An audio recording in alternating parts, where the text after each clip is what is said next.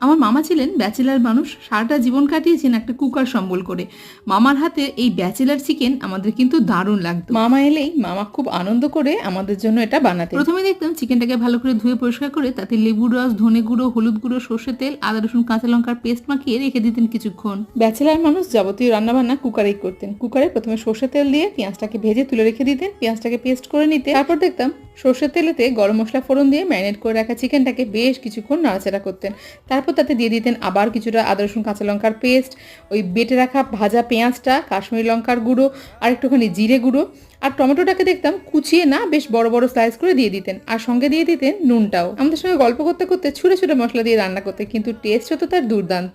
মাংসটা বেশ কিছুক্ষণ কষিয়ে নিয়ে তাতে কাঁচা লঙ্কা, ধনেপাতা আর কারি পাতা যোগ করে দিতেন। তারপরও আবার কিছুক্ষণ কষিয়ে নিয়ে দিয়ে দিতেন গরম জল। একটা হুইসেল দিয়ে যখন কুকারটা খুলেছি, গন্ধে পুরো বাড়ি মমো করছে। রং দেখে তো জিভে জলই চলে এলো। ভিডিওটা ভালো লাগলে